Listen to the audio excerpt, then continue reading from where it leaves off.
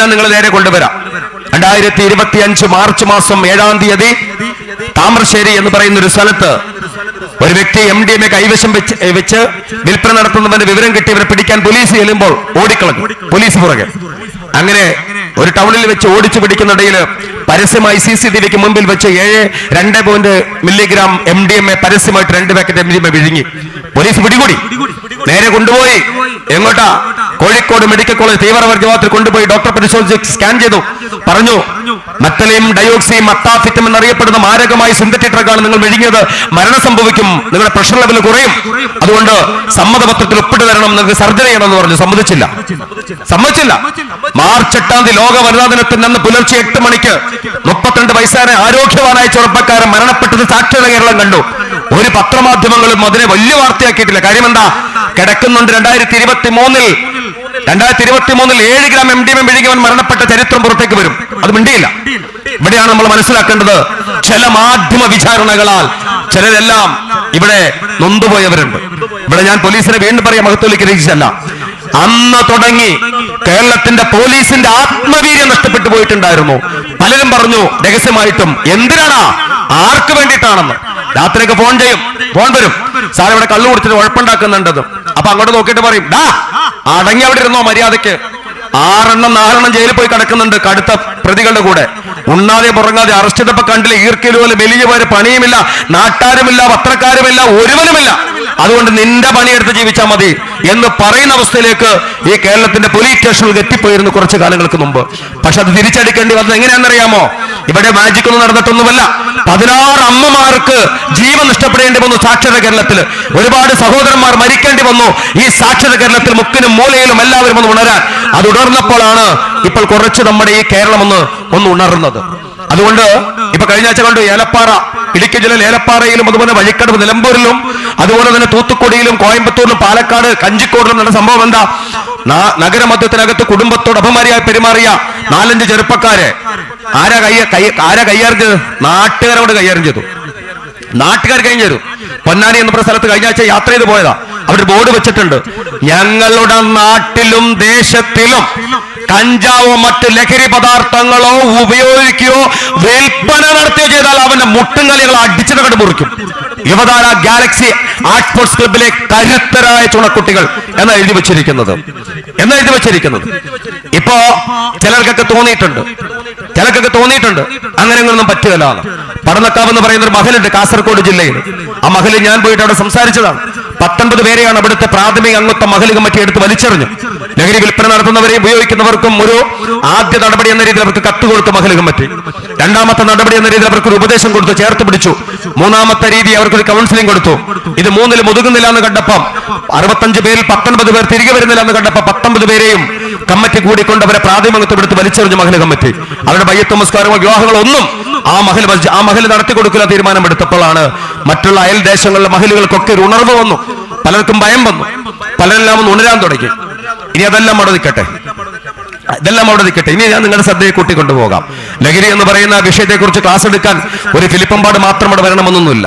ഇതിലേക്ക് നമുക്കൊക്കെ മനോഹരമായി സംസാരിക്കാൻ പറ്റും. ChatGPTയിലോ ജെമിനിയിലോ ഇല്ലെങ്കിൽ ഗൂഗിളിലോ ഒക്കെ കയറിയിട്ട് വിവരങ്ങളൊക്കെ ഇങ്ങനെ അപ്ഡേറ്റ് ചെയ്തിട്ട് ഒരു പേപ്പർ എഴുതി വെച്ച് നോക്കിയിട്ട് വാദോരാതെ സംസാരിക്കാൻ പറ്റും നമുക്ക്. പക്ഷെ അതല്ലല്ലോ ഇന്നത്തെ അവസ്ഥ. ശരിക്കും ഈ ലോകം, ഈ കേരളം ഇന്ന് മാറാനുള്ള കാര്യം എന്താണ്?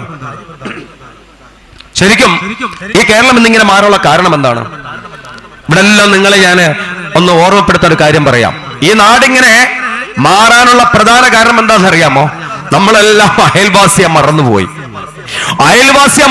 നമ്മളെല്ലാം. അതാണ് ഈ നാടിന്റെ ദുരന്തം. നിങ്ങളെല്ലാം ഒന്ന് ചിന്തിച്ചു നോക്കിക്കേ. ഇന്ന് നമ്മളെല്ലാം ഇരുന്നിടത്ത് നിന്ന് കണ്ണൊന്ന് അടച്ചു നോക്കിക്കേ. ആരാ നമ്മളെ ശത്രു എന്ന് നമ്മളൊന്ന് കണ്ണടച്ച് നോക്കിക്കേ. നമ്മുടെ ഏറ്റവും വലിയ ശത്രു നമ്മളെ അയൽവാസിയാ. നമ്മുടെ അയൽവത്ത് കിടക്കുന്ന സുലൈമാനും ബിയാത്തുവും ഖദീജയും പീറ്ററും ഫിലിപ്പും തോമസും ഇല്ലേ, നബീസയും കുഞ്ഞായ്മയും ഒക്കെയാണ് നമ്മുടെ ശത്രു. അപ്പൊ നമുക്ക് കിട്ടും ആരാ ശത്രു എന്ന്. അല്ലാതെ അപ്പുറത്ത് ജർമ്മനി കിടക്കുന്ന, ഇല്ലെങ്കിൽ ഇംഗ്ലണ്ടിൽ കിടക്കുന്ന, സൗദിയിൽ കിടക്കുന്ന, ദമാമിൽ കിടക്കുന്ന ഇന്ന ആളുകളൊന്നും അല്ല നമ്മുടെ ശത്രു. പക്ഷേ ഇനി നിങ്ങൾ 40-30 വർഷം മുമ്പ് പുറകോട്ട് പോയി നോക്കിക്കേ. ആരായിരുന്നു നമ്മുടെ സ്നേഹിതൻ? ആരായിരുന്നു? നമ്മുടെ അയൽവാസി. നമ്മുടെ അയൽപക്കത്ത് ആ ഗ്രാമത്തിലുള്ള എല്ലാവരെയും നമുക്കറിയാം. ആ വീട്ടിലെ പാത്രങ്ങള്, ആ വീട്ടിലെ മേശകള്, ആ വീട്ടിലെ കറിക്കത്തുകൾ എല്ലാം എൻ്റെ അമ്മയ്ക്ക് അറിയാമായിരുന്നു.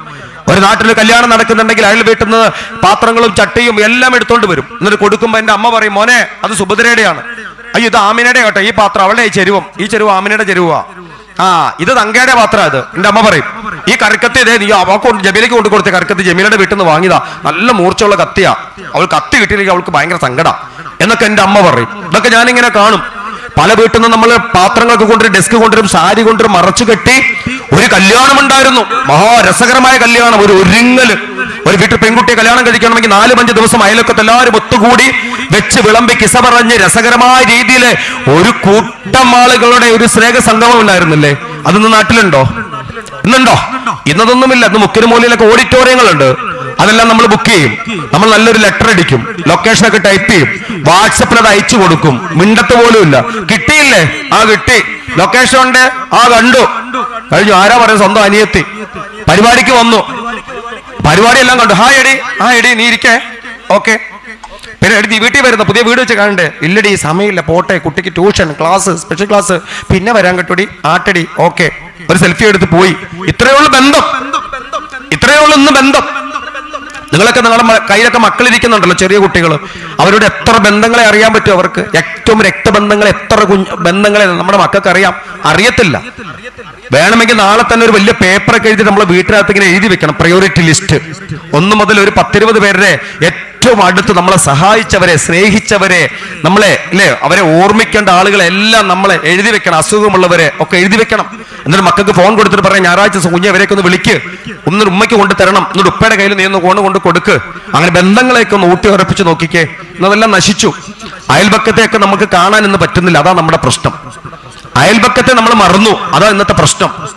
പണ്ടൊക്കെ എന്റെ അമ്മ, എനിക്ക് ഓർമ്മയുണ്ട്, അമ്മ അയൽ വീട്ടിൽ നിന്ന് പഞ്ചസാര വാങ്ങും. സുഭദ്ര പഞ്ചാര ഉണ്ടോ? ഉണ്ട് പേര് ചേച്ചിയെ തരാ, എത്ര വേണ്ടേ? 1 ഗ്ലാസ് മതിയടി. ആ പഞ്ചസാര കൊണ്ടുവരുമ്പോ അമ്മ പറയും, നോക്കിക്കേ, അവള് തന്നേക്ക് നോക്കിക്കേ.